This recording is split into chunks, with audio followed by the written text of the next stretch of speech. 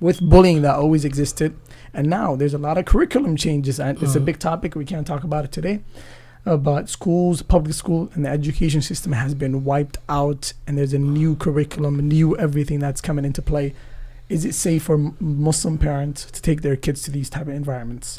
I don't know in the coming years if it's safe for Muslims anywhere. Yeah. But you have to kind of minimize the harm the best that you can. Yeah. As far as schools go, what we know is we see an increasingly intolerant atmosphere to Muslims and Islam. Of course. Right? But we see an increasingly call for tolerance to other ways of living. Yeah. And other, ideologies and orientations. Of course. And that equally makes it harder for Muslims to be Muslims. Do you think online learning is effective, Idrees? Well, it depends. I think it's a personal thing. Yeah. It depends on the age group you're talking about. Yeah. Definitely for the younger kids. Yeah. Me teaching madrasa online is tough to get their attention sometimes, Very tough. They'd rather not see your face and be on a video game or something, so it's very tough. But the older you get, I think it's a lot better. Yeah. And then some like middle schoolers, it's better for them to see their friends, to socialize. Yeah. That's a big part of learning. Yeah. Not just the teacher sitting in front of you all day. Yeah. Just yapping. Yeah. That those conversations, you talking to your interactions, talking to your peers, finding answers together. All that is very important. As you get older, though, like for me, I love online schooling. Really? Yeah. I don't want to ever see a professor, listen to a professor for 3 hours. I just want to get my stuff done and then keep it moving my day.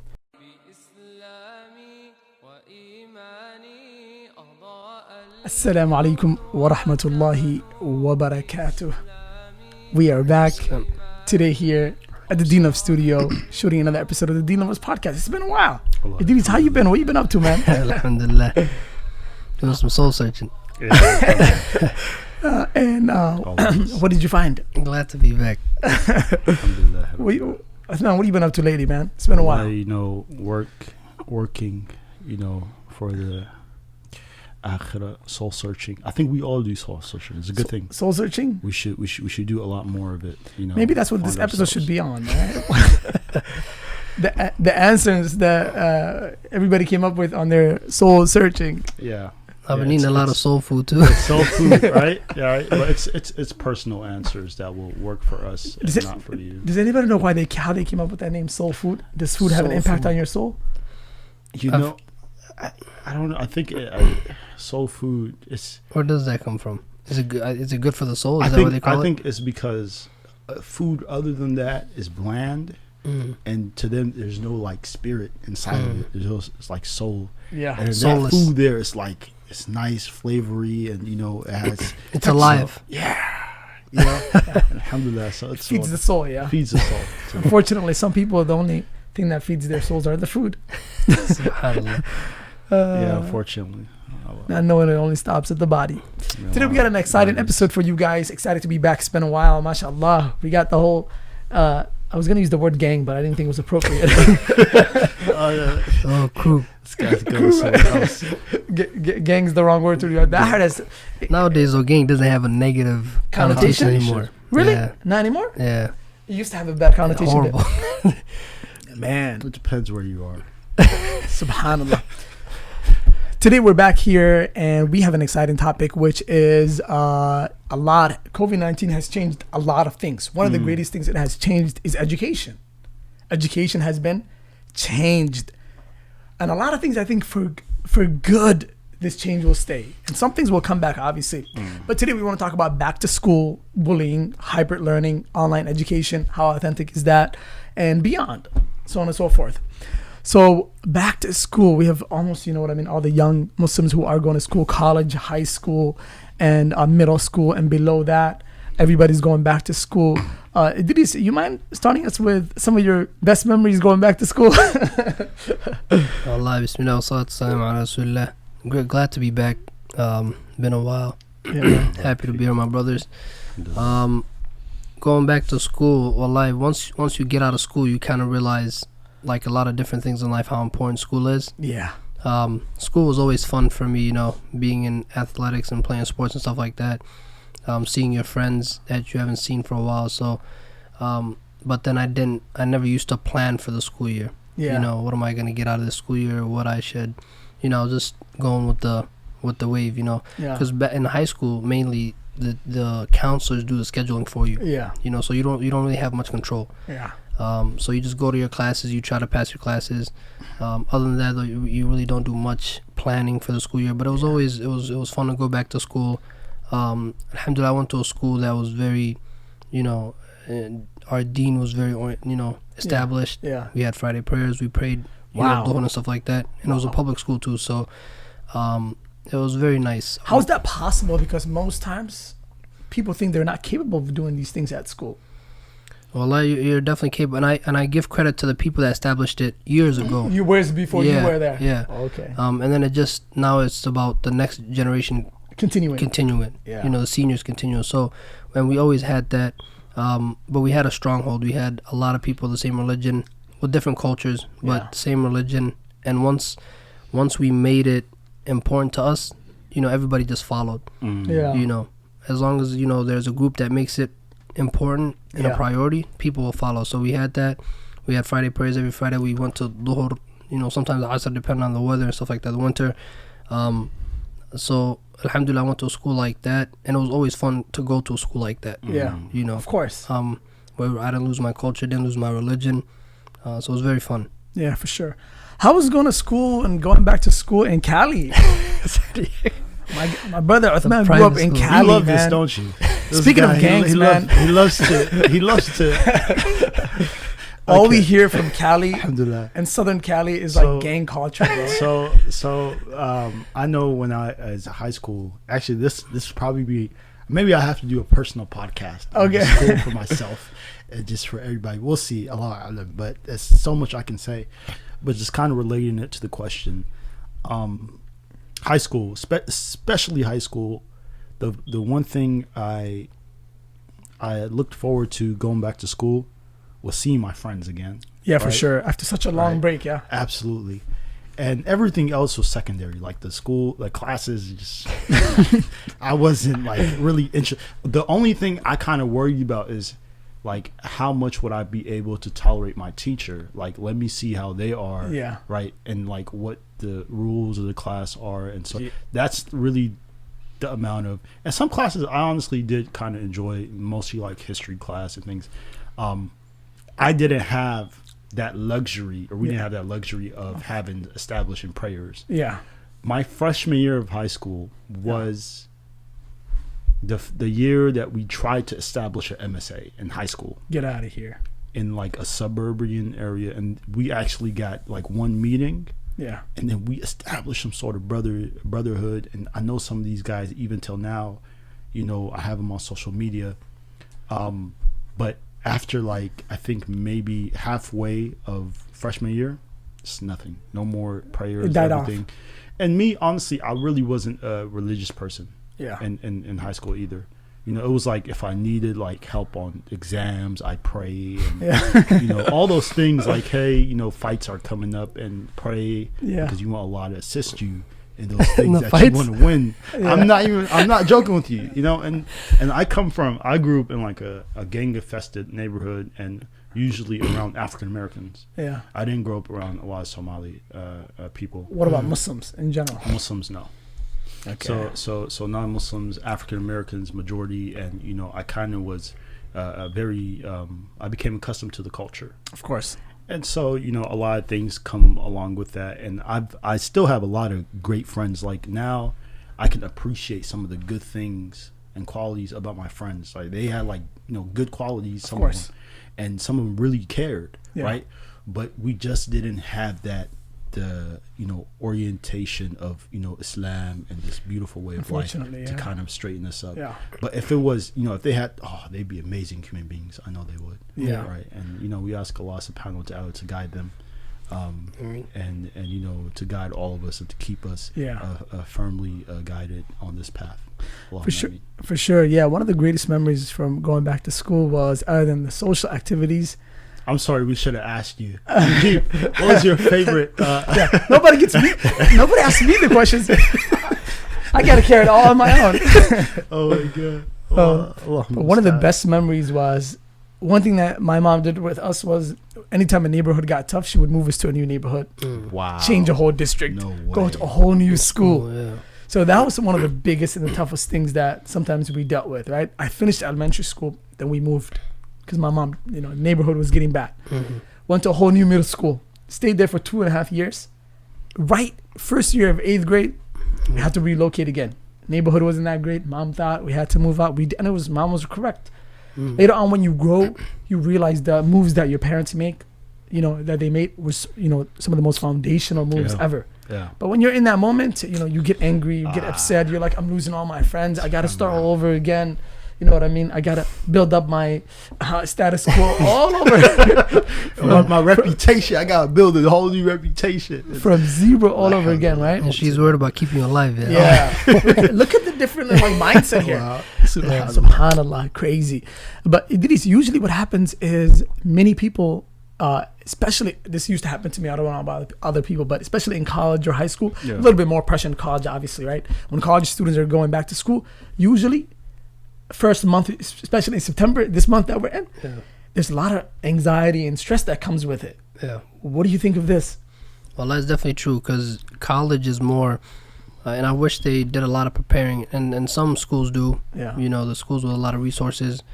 Some high school students have that, they have those luxury, resources, the luxury to be able to have parents and communities that help them get ready for college. Yeah. And then they succeed in college. That's why a lot of brothers especially the brothers in our communities, especially in the Somali community, you don't see them, doing well in college because they weren't really set up in high school very well. They were worried about other things, basketball and all these other things that were not setting them up for college. Yeah. And then they do apply. They might go the first semester, but they're confused. They don't know what they want to do. Yeah. Nobody ever told them what career do you want to do, what are your strengths and all these things. So they drop out. Yeah. Either they work or sometimes they'll go to those, bad routes of drugs and all these things. So it has a lot to do with preparing yourself, people helping you, having those resources. Then you have a vision of what you want to do in college. That takes the stress away. Yeah. If somebody wants to be a doctor or a nurse, they know what they want to do. Yeah, it might be stressful, but you have a vision. You're not going to give up. But it's totally different when you don't know what you want to do. That's true. And you're just thrown into a fire. And you're told to survive. Yeah. Right. And then worse, they're taken to like community colleges where the graduation rate is like 13%. Yeah. So the numbers are horrible. So I think they're always against the odds. Yeah. So that in itself adds more stress. For sure. Uthman, what are your thoughts on? Do you get stressed? Uthman never gets stressed, so he doesn't know what I'm talking about here. Herbal tea. oh yeah. Uthman got medicine for stress. Uthman, first month, do you get stressed? First month of school. Anytime school's starting out, yeah. Wallahi, not really. Not really. It's more of kind of like, I don't know, anxious maybe. Yeah. Anxious, but not like stress really. The stress really comes in maybe a couple months after everything settles in. Yeah. And things are due. Yeah. And you meet people and there's all these other things that you have to do. Yeah. Plans outside of school and things are important. Then you got to prioritize. Yeah. And then they give us this planner that nobody uses. Right? No way. It's just like, and it's really helpful. It's a really helpful tool, but it's so tempting not to use it. Like, it's just like, I got it up here. I don't need this. And it's just, I think a lot can be done to make such, atmospheres, environments easier. Yeah. And to kind of help more. Looking back at it, I think, one thing I appreciated coming here is I appreciate the education system was more caring. Where? Than it was in California. Oh, okay. Right? Because being in San Diego, it was like, hey, you're on your own. Yeah. You figure out whatever you got to figure out. And it's out of high school, and this is why, the education system there is kind of trash. But here it's like you got all these systems. There's no PSEO. There's none of that. Wow. Right? It's, hey, you do what you got to do in high school and you figure it out in college and then you go and make it through. But here you got all these different, programs and things like that, which kind of help ease, a person's pressure. Yeah. But when you don't have all those tools and things like that, it's a little bit tough. It's tough. It's very, very tough. Yeah. For some reason, I used to always have the toughest month of the school year used to be always September for me because of the new scheduling, the new classes, the new everything. You know what I mean? The curriculum, the scheduling with combining that with work and trying to make sure everything kind of lines up. I mean, it was just, for some reason, September always used to be the most like foundational, stressing month for me. Yeah. I don't know why. And I have noticed that actually a lot of people, they have that. Some people like Uthman, they're strong. They don't need. Idrees, he's like, man, I showed that September to me, it's how you see it. Yeah. I saw it as a fresh start. That's true too. Yeah. The most anxious, most stressed for me is the middle of the semester. Really? You got a poetic mind. That's what. When you have to pass exams, and to me that was the most stress. Yeah. Beginning of the year, I don't have to prepare for anything. I go to class, I have a fresh start. I have an A+. Now I got to maintain that A+. That's true. That's kind of the way I thought about it. But the scheduling and putting everything together. Yeah, that was tough. That was very tough. Yeah, I always used to like to kind of have everything organized. Yeah. So getting that situated, or switching a class out, or doing something like that, or dropping something that's not important, creates a little bit of chaos. Yeah, but you guys are, you know what I mean. And I'm the only one who gets stressed out. September, the weather too. I don't know what it is. It's depressing. Fall time is dark. It gets dark out early. Fall is nice though. I like fall. I wish fall. Don't say all throughout the whole year, bro. No. Okay. I wish I wish fall like replaced a good amount of winter here. I wish that, because it's San Diego, right? Throughout the year. Just beautiful. Winter, Christmas would just be just a sunny day. That's not here though. It's not here. Here is like almost more than half of the year is winter, right? Yeah. And I see where even imagine going to school and that just depression. Tough, you hardly see the sun. And people start to talk crazy, just to say weird things sometimes. It's like, are you okay? And you have to excuse people. Yeah. Like it's the weather. It's crazy. It's the weather. Well, nowadays people don't really have to do a lot of stressing because we moved on to online learning because of COVID-19. Oh my God! Right? Well, do you think online learning is effective, Idrees? A lot. It depends. I think it's a personal thing. Yeah. It depends on the age group you're talking about. Yeah. Definitely for the younger kids. Yeah. Me teaching madrasa online is tough to get their attention sometimes. Very tough. They'd rather not see your face and be on a video game or something. So it's very tough. But the older you get, I think it's a lot better. Yeah. And then some like middle schoolers, it's better for them to see their friends, to socialize. Yeah. That's a big part of learning. Yeah. Not just the teacher sitting in front of you all day. Yeah. Just yapping. Yeah. That those conversations, you talking to your interactions, talking to your peers, finding answers together. All that is very important. As you get older, though, like for me, I love online schooling. Really? Yeah, I don't want to ever see a professor, listen to a professor for 3 hours. I just want to get my stuff done and then keep it moving my day. So I think it depends on the age group, the person. But I went to college with a professor, and the professor is sitting there talking for 2 hours. Yeah. And he's reading off a PowerPoint. So I could have been home reading this myself. Sure. Yeah. Wasted my time. So online schooling for me, alhamdulillah, it works wonders. But I think preference depends on the person, the age group. Yeah. The younger they are, I think they need those interactions face to face.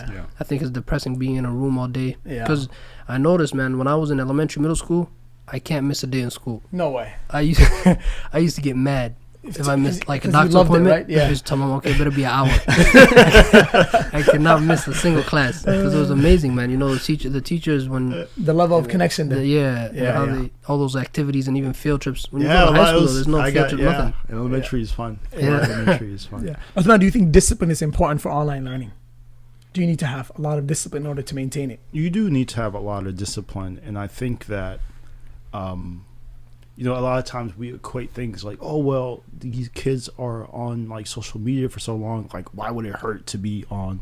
It's like, no, don't do that. Yeah. Because they're on social media because they want to be. Yeah. It's something they enjoy. Yeah. They're not going to enjoy being, learning on school. So I think if you make it a primary thing, right, generally, I think it will do more harm. I think it will do more harm than good. The attention span of children already and just students is diminishing. And it's getting lower. Because it's because of this. And laptops and things like that. So we don't even we don't appreciate the interactive learning where you have the individual live classes right now. We didn't appreciate that before. Now we appreciate it, right? And it's so tough to look at a screen. It's like, man, I've been looking at the screen for a long time, and after this class is over, I'm gonna look at the screen some more because I'm gonna watch like YouTube and some other stuff, right? So it's like when you add like learning online, and that becomes just another like a block of hours that they're gonna be on top of just all the Netflix and stuff that they're watching. So I think I agree that it's preferential, and some people they do well with it. For me personally, I think certain classes should be online. When I took my first online class, I realized, hey, I'm pretty good at this stuff. Right. But certain classes I did not like, which was like math classes. I hate that so much. Ooh, that's the worst class to have online. I hate math class. But things like, for example, history, anthropology, I enjoyed that. Because you're going to already have to do research and stuff online anyway. So I like that. I like it. So it's preferential, but if you were to make it like a general thing, right, and make it like a primary way of learning, it's going to be a lot of problems. So this is what schools are trying now. They're doing this hybrid learning thing where 2 days you come in and 3 days you're at home doing online education. Oh, man. Me personally, I don't think online education is effective. For like, I don't see it as certain something. Subjects, maybe, but maybe gym class should be online. Everybody, put your hands up. Which age group though do you think it doesn't work for? Or are you saying I'm everybody? thinking for younger kids, no way. No way. Because learning is beyond like taking in information. Right. Learning is way beyond just listening to somebody and just digesting information. It's way beyond that. It's interaction between students. It's maybe you're stuck on something, you know what I mean? Having that one-on-one face-to-face contact, I mean, that is the tradition. That's why education has never changed in a long time. This has been proven to be the most effective way. Online education, we can move on to how do you think online education has much quality in it? What do you think the quality of online education is? Well, again, online and depends some subjects on maybe, it depends on if you ask a father who's working 2 jobs, would you rather do online or would you sit? He's gonna tell you, oh, I'd rather do online. Of course, right? If you ask a guy right out of high school, would you rather? He's gonna say, I'd rather go to university. So it depends on the person. But if you ask a lot of kids, like, what do you miss about school? I don't think it's the education. No, I think it's everything else. No kid is gonna tell you, I miss the way Miss Howard taught me. I miss how she explained 5 + 6. No, I miss my friend Ryan. Exactly. I miss Abdi. Around in class. The only class they miss is probably gym.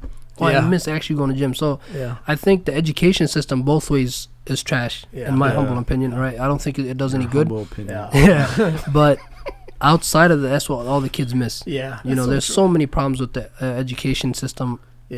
So many things wrong with it, but kids miss everything else. I think that is actually that's a really healthy part of school. As much as teachers may not like kids goofing around in class, but I think that's a healthy part of development of children. Working together and actually establishes some sort of relationship. Right, with human beings. It's that interactive sort of thing, right?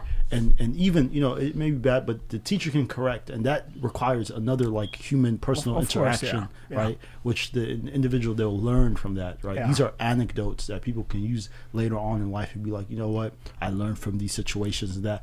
What are you gonna learn behind the screen? Here's the thing, though, it's tough. But they've done research where homeschool works just as good as public school. As long as you're providing all the other types of learning. However, Yeah. On the scale that we're at, and we're making like a primary thing today, we don't have too much information. We don't have too much data because it's never been put on a scale like this, like homeschooling. So or not homeschool, iPhone, just interact the learning online learning. So we'll have to see how things work out, and we're gonna get a lot of numbers and data. But can online learning be considered homeschooling? That's to me, it's kind of And I always thought homeschooling. I always had a good.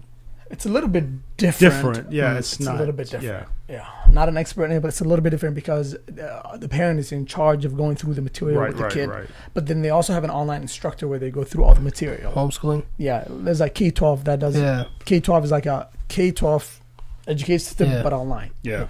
So you follow the curriculum, but the student they send all the stuff and materials, but then there has to be an adult there that goes through everything with them, kind of monitor the situation. Online schooling is just the teachers doing this. Yes, right? Basically. So instead of the parents, now the teacher. Yes, the teachers are managing everything mainly. Yeah. But still, there's always there's some needed interaction as well. Yeah. With the material. Yeah. So it's some interact. It's not just about on the computer, or it's some interactive material as well. And they interact with their peers as well, because their peers come on these Zoom things. Yeah. It's a little more interactive than homeschooling. Yeah. So it's in between homeschooling and school. Yeah. Online schooling, honestly, if the kids, get around the idea of it, they're just not used to it. I think that's why we're having this huge negative, look at it. But I think kids, if they actually get used to it, they might enjoy it more. Imagine waking up 9 a.m., 10 a.m., you go to class, you're chilling at home. There's no, today we're talking about bullying. There's no bullying. Yeah. Right? There's cyberbullying. There's cyberbullying. But not in class. So no teacher's going to allow, because the teacher's there. They see everything. The guy goes, hey, listen, you punk. He's back. He's like, no, he's back again. But then we get into the whole thing of the kids being abused at home, which is a whole different thing. Yeah. But at least kids won't be bullied in an educational setting. Because the teacher sees everything. Bullying usually what happens in locker rooms and hallways where teachers are not there, the lunch rooms and stuff like that. So, and we're talking about bullying, so it gets away. It takes bullying away. If a kid is being bullied at school, now he doesn't have to go to school. He's still learning, and he's not getting bullied now. So I think we are overreacting. Saying this is negative. The interactions are nice, but I think they get this. If it wasn't for COVID, they would have got these interactions elsewhere. The YWCA, the parks. So those interactions could have been replaced. Of course, or even the hybrid that you said, 2-day school, 3-day. That's what they're doing. If you take COVID out, I think that would be a lovely thing. I think that would be really a good solution. Yeah, for sure. But then parents will say no. Parents are fed up. That's for sure. No, it's not about being fed up. It just has to do just economics, and it has to do with a lot of the house and the inner workings. Mom, dad got to work. Who's holding you? And it's tough. It's daycares and all that. So. Yeah, it's very tough. Let's move on to bullying, because many times what happens at schools is bullying. There was a Muslim kid in St. Cloud, I think, or not in St. Cloud, but northern Minnesota, right? Where was it? Yeah. Northern Minnesota, right? Yeah. I don't think it was St. Cloud. It was either St. or Rochester. Was it Rochester? No, it wasn't Rochester. I don't know, but it's north in people of the Rochester. state. You know what happens in Rochester. Yeah, I wouldn't know if it was in Rochester. What happened? I haven't. So a young Muslim family, Weaver family, a brother was bullied at school for being a Muslim and a lot of other things, and he committed suicide. Subhanallah. I think it was 13-year-old, 14-year-old, and it was an unfortunate situation, but it happened, and the cause of it was bullying. And now I think school district is getting sued for some of the kind of lack of steps that they took. And I heard somehow they were even kind of encouraging some of the things that were happening between students or something like that. I don't have clear info on it, but so it says here Faith. Yeah. Faith al-Sharqawi. Yeah. Fajah? No, it's Faith. Oh, Faith. So okay.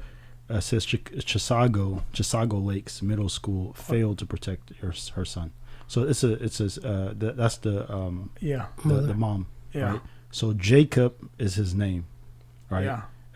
It says here Jacob's classmates bullied him at Chisago Lakes Middle School. They would call him a terrorist and bomber man. They would mock him because his mother wore a hijab and his stepfather was Egyptian. So this here, You know, it's being in the middle of nowhere with no other Muslims to support you, and having a kid go through that, really, really tough. So, Idrees, we have this young Muslim brother growing up in northern Minnesota, Muslim family, gets bullied in the middle of school, gets called a bomb. Was it a terrorist? a bomber. Yeah. All these really, really heavy terms. And eventually, unfortunately, he committed suicide. And these are the causes of bullying. And I'm sure there are many other cases that it happens to non-Muslim kids where they get bullied into these type of things. And so how serious is bullying? Well, first, may Allah have mercy on that young boy. Yeah. May Allah give his parents sabr.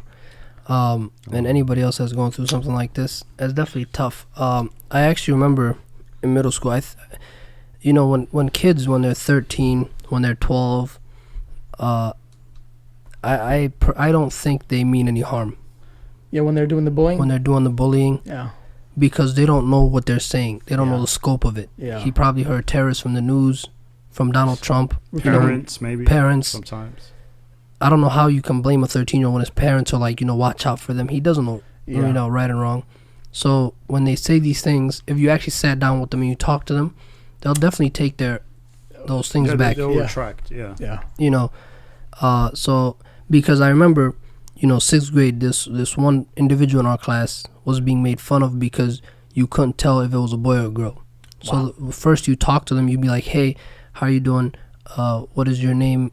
And it's a name that sounds like a male, just a female, right? But it sounds like a male name. So they're like, hey, he's here today, but she's always like, it's a she, I'm a she. And they would say things because they don't know any better. Yeah. They're shocked. So and this is the reality of kids. So, and honestly, bullying is it's something that, can we say that bullying will stop? Unfortunately not. No, you can't control every single person in the world and expect them to stop bullying, Yeah. So also what we have to do on our part is to prepare our kids for the real world. Yeah. You might get bullied. Yeah. Here's how to handle that. That's true. You let me know. Yeah. So that I can come in between. There's a chance that many kids that get bullied, their parents don't know. They don't know. Right? So you have to have that conversation though with kids. Yeah. Like, hey, you're going to school, there's a chance you get bullied. Yeah. First of all, you don't bully. Yeah. Never bully somebody, and you teach them. And if you do get bullied, there's ways to go around it. First, you tell me, then we tell your teachers, then we get the parents involved of the child.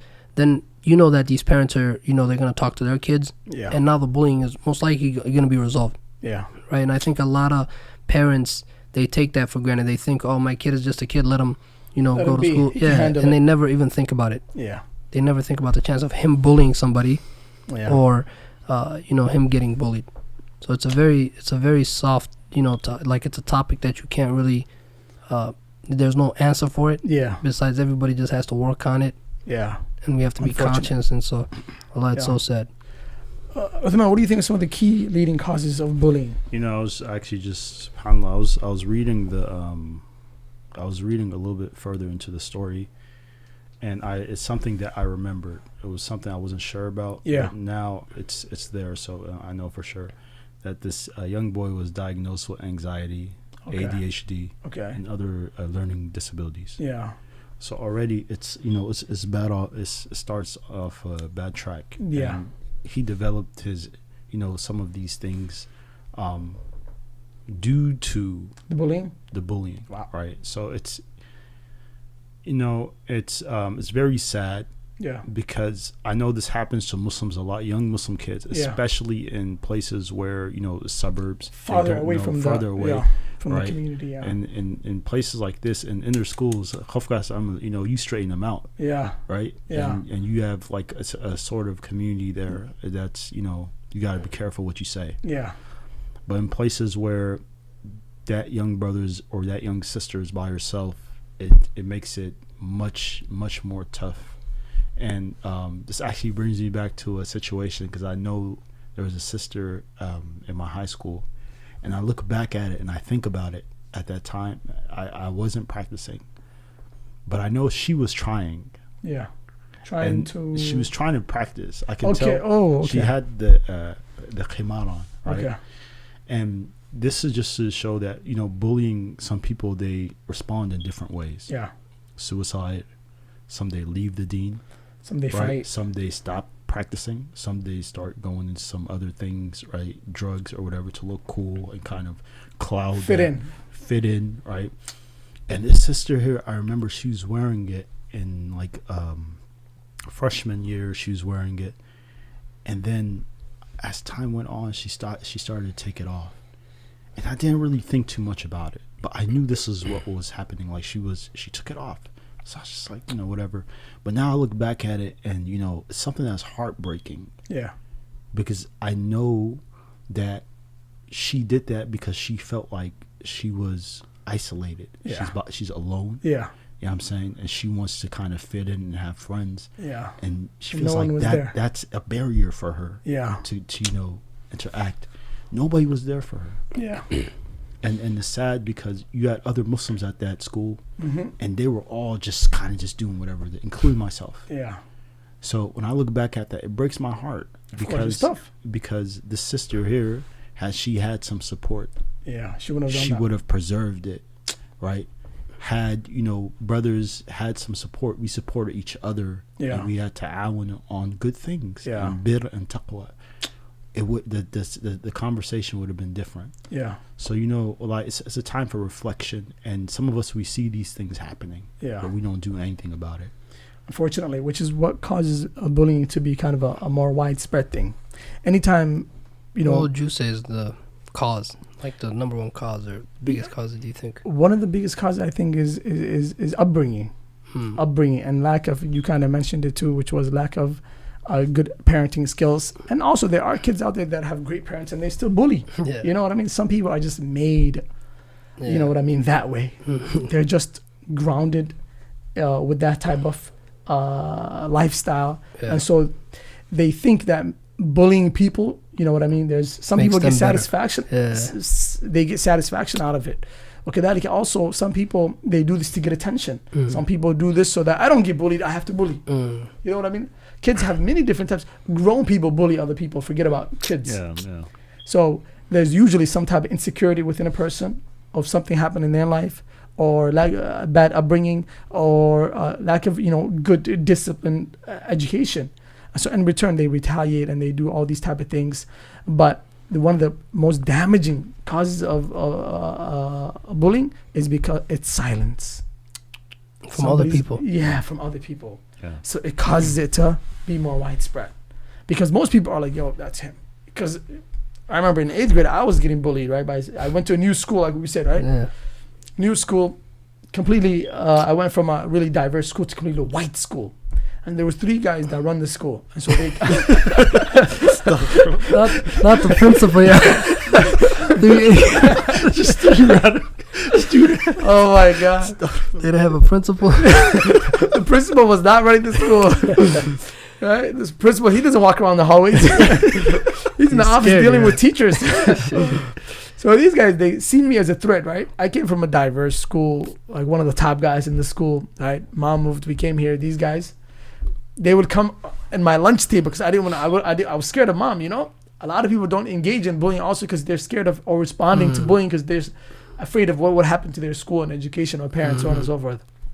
They would come up to my lunch table with a few people that I'm eating with. That I don't even know. I just met them.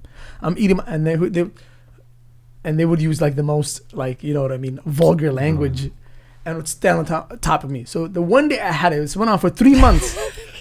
One day I was climbing up the stairs and they called me some really bad names. Yeah. And some girl, I remember her name. Her name was Nicole. As we were climbing, she's like, Najib, just ignore them. Keep going. So I went back down and I had to fight them. Yeah. Wow. Literally, I had to fight them. All 3 of them one time. After that day, you're blessed though that that's your reaction, Yeah. and That's- not suicide. You have that kind of heart. Yeah, You know what I'm yeah. saying? Some people just don't got that heart. Yeah. They can't handle or that. that reaction. That reaction, yeah. I don't think it's that they're scared. I think it's just the way they're built. Everybody's different. Yeah, everybody's different. So SubhanAllah. one of the things I think though is, when you watch TV shows, growing up, we watch TV shows. The cool guys are always the bullies. Have you noticed? Yeah. So it's like media is telling people, if you want to be Do the cool this. guy, you got to be a bully. Yeah. Right? The If jocks. you want The the jocks. cute girl, you got to be the bully. Oh my goodness. So there's some idiot that thinks this is real life. He Yeah. comes into school. For me to because maybe he doesn't have the good grades. No. So he's not gonna shine in class. No. He doesn't have the personal, the personality. Yeah. So he's like, okay, what else is there for me? Okay, yeah. Okay, I'm gonna show my dominance. Yeah. I'm gonna make sure everybody's in line with me. Yeah. I'm gonna dominate people. Yeah. And usually they pick on the weakest people. Of course. People that are different from them. So that has something to do with with the fact that you said in schools, like in the school you went to where there's not a lot of people of this, of the school I went to, that's unheard of because the non-Muslims and the Muslims were friends. Yeah. So no non-Muslim is going to disrespect a Muslim or bully a Muslim because they know who Muslims are. Yeah. The media can't brainwash them. They deal with Muslims on a daily basis. Yeah, Muslims are cool people. Idrees is a cool guy. Yeah. This girl, they're cool human beings. Yeah. So they know firsthand who Muslims really are. Yeah. These people are not terrorists. What are they talking about? Yeah. They get it. If you look at the statistics, I'm pretty sure Muslim students get in the least fights. Yeah. They get suspended the least. Yeah. They probably have the best grades. Yeah. So statistically, we're not even, but that's a different story. But just in school, they see from those dealings, like, okay, these people are actually nice people. Really cool These people, are some of the nicest people I've ever met. Yeah. You ask anybody that's non-Somali or they're non-Muslim, who's some of the most amazing people you met, they're going to tell you it's either Muslim or Somali or somebody that's, that they didn't think. But when you go to a school with 99.99% whites and you're the only different person, what do you think is going to happen? And I don't know why parents would put their kids in that type of situation. And I know situations exist, but if you know you're going to put him at harm, at least make him homeschool. If the kid's getting bullied at school and he's the only Muslim there and he's being called a terrorist, a bomber, a raghead, whatever it might be, you know what I mean? I think, like my parents, they made me go to a school in the suburbs. Yeah. You gotta take like a school bus. Yeah. An hour, 45 minutes to school every day. Yeah. And they did that because the schools that were around us were bad schools. Okay. Schools. Education quality. And my older brothers, they always be getting into trouble. Yeah. So they didn't want me to get into trouble, so they sent me out to like suburb areas. But wherever you take the kids from the hood, they bring the hood with them. And this was just a prime example of it. Just me, I can kind of attest to this, and maybe this is why I was behaving the way I just. It just was not cool to be a Muslim. Like, it's not cool. Of course it's not. The environment is not catered to that. And I think you try to you want to be liked. Of course, right? It's human nature. You want to have like a good sort of rep. Yeah. So you start to do things, act a certain way, hang out with a certain group of people, right? Yeah. And then you get yourself up there. The sad part is that I know sometimes that there are even some Muslims in those sort of environments who joke and they make fun of their own deen. Of course. Just as like, and this shows you to the same, like, hey, terror, hey, what you got? They always say akhi, but hey, what you got in your backpack? Bombs. No. Bombs. You guys, it's like, it's usually those guys are joking and not bullying. They're joking right? with each other, but this shows you that they themselves don't take their own deen seriously. Of course. How is somebody else going to take you seriously? Of course. See what I'm saying? So that plays a part. It's a component, a part of it. Yeah. When you already have established and within yourself that my religion, my identity, is not even that important, that I can joke about it. Yeah. It's tough. It's open for anybody. I can't. Yeah. Yeah. And it's a very, very sad situation. What do you think are some solutions to bullying? What can parents do? What can the person who's getting bullied do? What can the person who's doing the bullying do? Everybody has to play their part. Yeah. The parents have to bring that up to their kids, that this world is an ugly world. Yeah. People are gonna get mean. There's ways you should respond. Yeah. The Prophet always, he responded, negative comments and things like that in a positive. He didn't go home and cry about it. Yeah. He took it with some salt. He didn't, people are gonna be like that. Yeah. So you take those things and you have to really, you have to have tough skin. Yeah. Especially in the world you live in today, when you're a minority, when you're different, you have to have tough skin. So I think it's important to tell your kids, to just, tell them that these things are possible, so that they're not shocked. Yeah. So when it does happen, they're like, okay, this is what my parents were talking about. Yeah. Right? They're already aware of it. Okay, that's what's going on. Now they have solutions. Okay, what can I do now? I can tell my parents. I can tell the directors. If the directors don't care, now we can actually get involved. The superintendents, because schools, they care about their image and stuff like that. Yeah. So then the parents can talk to their kids, and then, like you said, they can move to a place maybe since we're not welcomed here as Muslims, we're going to go to a place where there's a Muslim population. Yeah. You know, so the parents have to teach their kids that what bullying is, for them, for, you know, to never bully. Yeah. Right? This is how to react to bullies. Yeah. If somebody, first of all, ever puts their hands on you, defend yourself. Right? Of course. Little things like that. No matter how big the bully is, you know, and like I said, man, it's the educational. If there's a 99% non-Muslim population, I don't think their parents teach them to bully kids. Yeah. But I think their parents are brainwashed by the media as well. Look at these Muslims. Look at these terrorists. Yeah. Right? And the kids they're gonna hear that, of course. Yeah. Yeah. So when they see one, they're gonna just react in a negative way. Yeah. You know. So those parents, what are we gonna do? Tell them, hey, please be kind. It's impossible. Yeah. You know. So just from the parents' side, who they need to tell their kids, you know, hey, this is a real situation. This might happen to you. If it does, this is the way to go about it. And for kids, you know, I'm not gonna say have tough skin, but this is something that will happen. Yeah. You're gonna have to deal with it. You're gonna have to deal with it. It's sad, Yeah. but this is the reality. Yeah. Unless somebody's gonna tell me there's a way to abolish Yeah. bullying, No. right? So, and it happened worldwide. We've seen it in London, I think, where her sister from Syria went to school, and they were bullying her on camera or something like that. So, especially for Muslims, they should have izzah. When somebody calls them a terrorist, I think it's important to educate your kids. Yeah. Somebody's gonna call you terrorist, honey. Here's the number, son. Yeah. Actually, we're not terrorists, Yeah. right? They're terrorists. So imagine a kid responding with, imagine he pulls out like his phone and he's like, actually, no, you guys are, you know, Terrorists. Yeah. Give them the data. yeah. Actually, the mass shooter is actually here. What religion? Definitely not Islam. You know, they'd be shocked. They'd be like, oh my God, what is he talking about? Yeah. You know, but it takes a lot for a kid. You're not gonna expect a 13-year-old to do that. Yeah. It's a little bit tough. Yeah. Yeah. Uthman, are public schools, meaning like mainstream schools, public schools, are they safe for Muslims anymore? With bullying that always existed, and now there's a lot of curriculum changes, and it's a big topic. We can't talk about it today. But schools, public school, and the education system has been wiped out, and there's a new curriculum, new everything that's coming into play. Is it safe for Muslim parents to take their kids to these type of environments? I don't know in the coming years if it's safe for Muslims anywhere. Yeah. But you know, you have to kind of minimize the harm the best that you can. Yeah. As far as schools go, what we know is we see a increasingly intolerant atmosphere to Muslims and Islam. Of course. Right? But we see an increasingly call for tolerance to other ways of living. Yeah. And other, you know, ideologies and orientations. Of course. And that equally makes it harder for Muslims to be Muslims anywhere, right? Yeah. Because that means now we gotta tuck away our religion. We have to hide some aspects about our religion.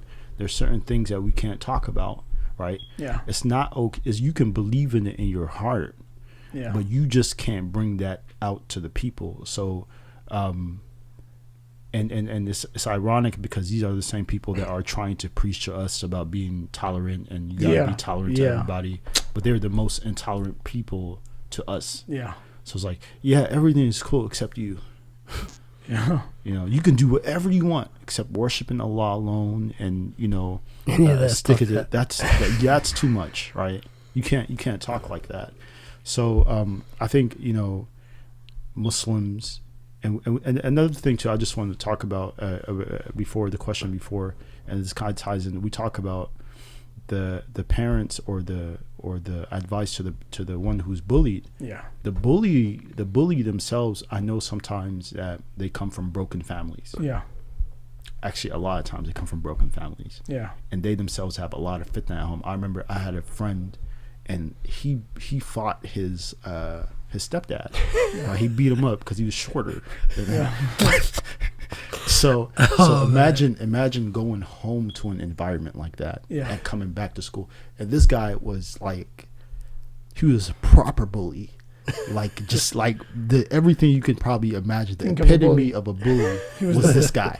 Man. And yeah, I mean, like we came from the same place, and you know, I think the first time we clashed heads, but then we became friends, and I started to actually you know what I'm saying? You became a bully? Not Join the side, yeah. I started to kind of like, you know, condone this behavior. Yeah. Right?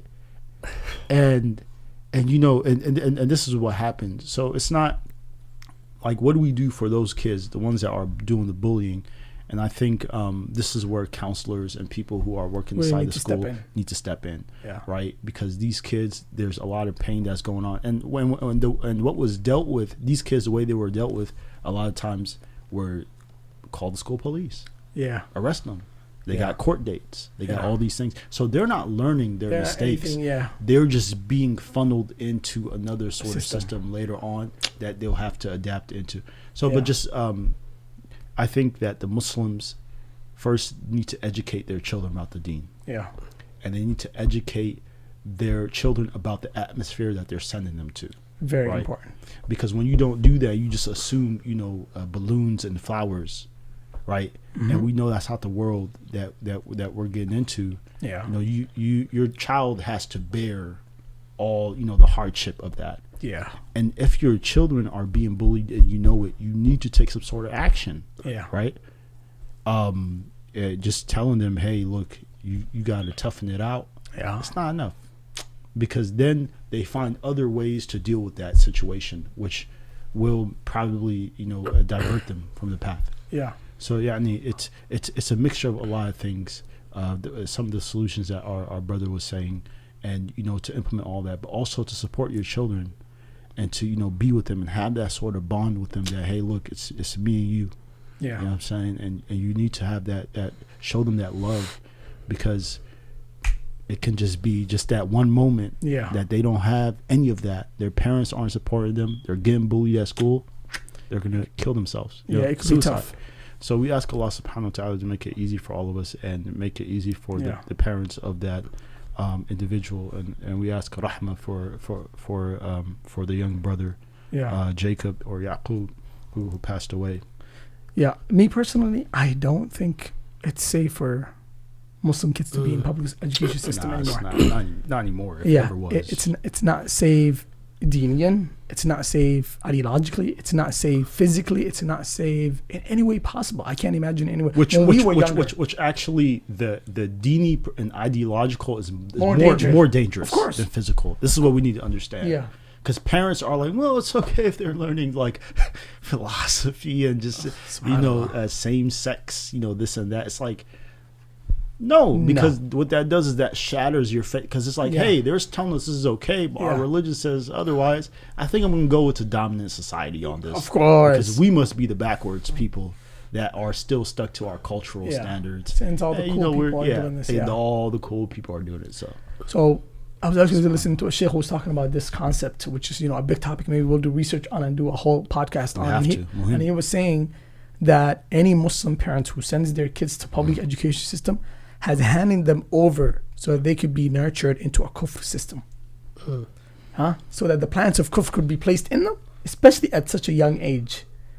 And so he's like, this is the biggest and the greatest danger of negligence that a Muslim parent could do to their kids in this modern time that we're living in. Taking them to these type of places where the innocence of the kids are being taken advantage of in many different ways. If it's not bullying, it's all of the other things that are going on. The curriculum changes.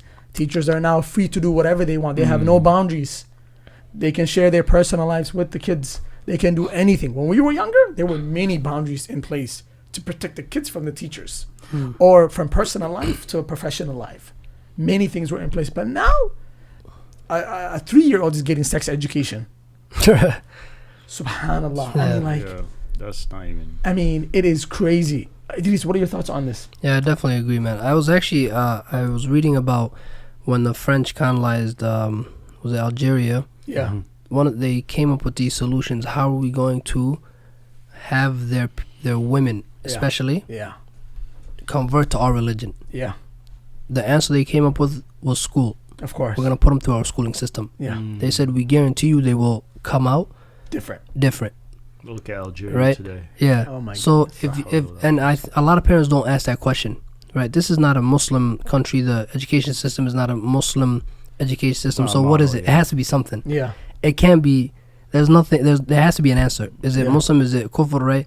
So it has to be one of the two, right? Yeah. So you're right that a lot of things we learn in school, especially if you don't know aqidah, that will be your aqidah. Of course. Yeah. If a kid doesn't know anything about aqidah, Yeah. and he goes to school and he learns Darwin's evolution theory, Yeah. that's gonna be his base now. Yeah. Now it's hard to tell him what the Quran says. Yeah. He's gonna say, "Akhi, you're wrong. What are you talking about?" Yeah. This is not what I learned.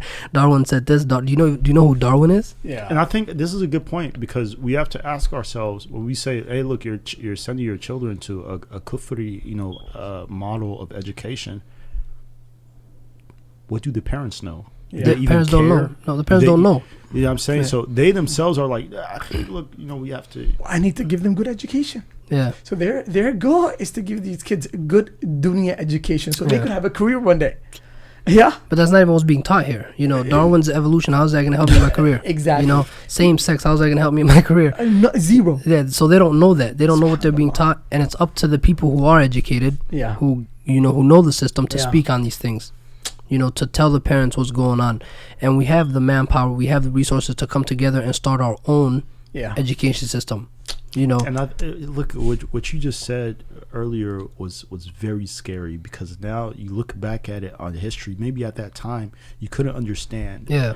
But you look back at it and you see it being replicated Yeah. like in multiple places. Mhm. How scary of a thing that is. Yeah. What's the one thing that is being pushed for our sisters worldwide? One of the first things is education. Of course. The question is, whose education are you Whose educating? education are you? Education is good, You know what I'm but saying? where are you going Where to are get you getting educated? this education from? And when we see, hey, look, you learn this, and then this is a fight today. Hey, we gotta get our Muslim girls educated. And you're like, okay, all right, cool. They're leaving, they're graduating, and they are putting on their caps and gowns, and then they have liberated themselves from what Allah subhanahu wa ta'ala has placed on them. The parents don't even blink twice today. Yeah. I've seen this in many graduations. Of right? course. And it's the saddest thing because the dad is happy, the mom is happy, everybody's happy. People came in from outside and you're like, great, your daughter used to be in the niqabi.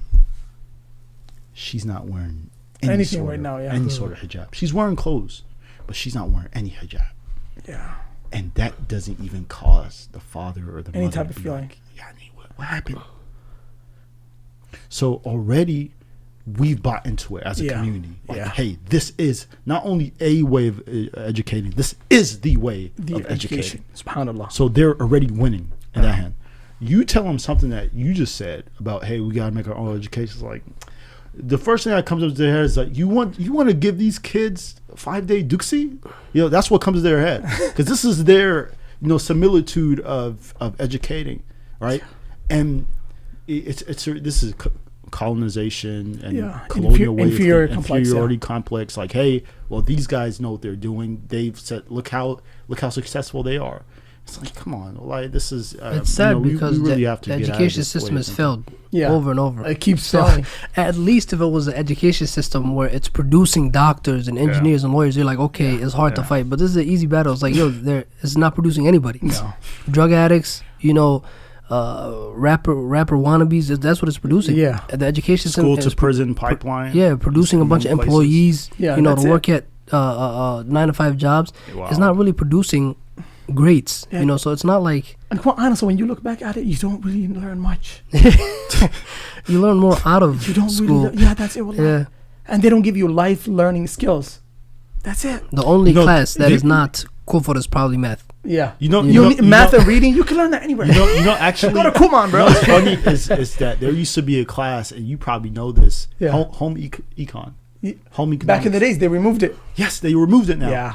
I took that class. I think maybe my Junior year. my Freshman year, last year was available. Maybe the last year. Literally, the last year was available.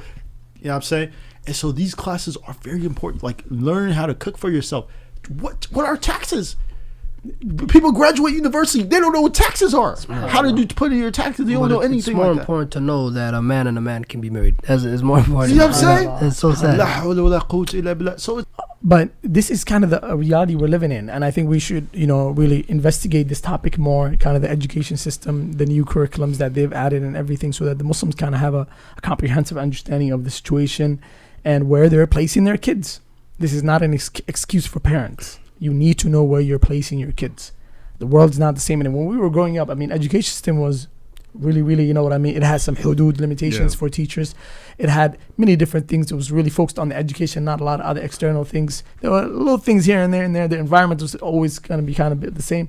But now the curriculum, is targeting the young kids. And I think just to clarify, we don't want people thinking that we're saying that, you shouldn't have a career. And no, we're not saying anything like that, but we're just saying we're pro that. We're pro. Like you should. We want you to have a career. We want you to be successful in life. We want you to, but at the same time, you need to be very vigilant when you're on that journey. How to preserve your religion. How to preserve your Islamic identity. Of course. Right. Because once you get out, and you're going back into the real world. Like you're probably gonna have maybe a family. If you do have family, children, you get married. What's the legacy that you're giving off to your kids? Are you planning to throw them into a weekend duxie, and they're gonna deal with all that religious stuff, while you carry on with your dunya? So we need to be careful that when we're studying, when we're trying to acquire whatever sort of career that we're getting, that it's not. We need to take the lenses of dunyawiyah off, and really look at it going past that, So this is dunya, and this is akhirah, right? We need to turn off that lid and go see transparency. We need to see past that, right? Our way of thinking should transcend just dunyawiyah, right? So we're looking at both the dunyawiyah aspect, the worldly aspect, and also the religion aspect, so that we can all go, to Jannah. We want to be. So we don't have anything against our sisters, getting educated or those things, but we want to make sure that a complete our person deen is preserved. Definitely. The sad part is this is not even pointed at Muslims though. This is anybody that's not in the top 1%. Because do you think the wealthy people take their kids to public schools? No way, they don't. They take them to systems that they know what their kids are learning. They're learning the important stuff, the math, they don't have time to be learning about all these other things. But it's literally anybody outside of the 1%. So it's like a collective fight. It's not only Muslims. It's for non-Muslims that are minorities that are losing their kids to either they're not learning anything. So your kids are either doing drugs now or they're working and they don't have a bright future. So it's everybody. It's bigger than Muslims, but especially Muslims, because those people really, they don't take, in my opinion, they don't take their faith as serious as we do. Nobody takes our faith is very important to us. Other people, they're just more worried about the worldly stuff, like you said. Right, but for us, it's a double loss. We're gonna lose in this world and the akhirah. That's why it's worse for us. Subhanallah, deep topic. I think inshallah, hopefully we'll do a much deeper investigation and have a whole podcast on this issue here. It's a major issue that the Muslims really need to be aware of. And that's what we do right here at the Deen Lovers Podcast. We talk about key issues that the Muslims are dealing with. Right, Idrees? So inshallah, we'll stop it right here. Inshallah, let us know and give us your feedback and on this podcast and episode and other things that you would like for us to cover, inshallah. And we'll see you guys on the next episode. Sallallahu wasallam ala nabina wa ala alihi wa sahbihi ajma'in. Assalamu alaikum wa rahmatullahi wa barakatuh. وإيماني أضاء الكون وزمن بإسلامي وإيماني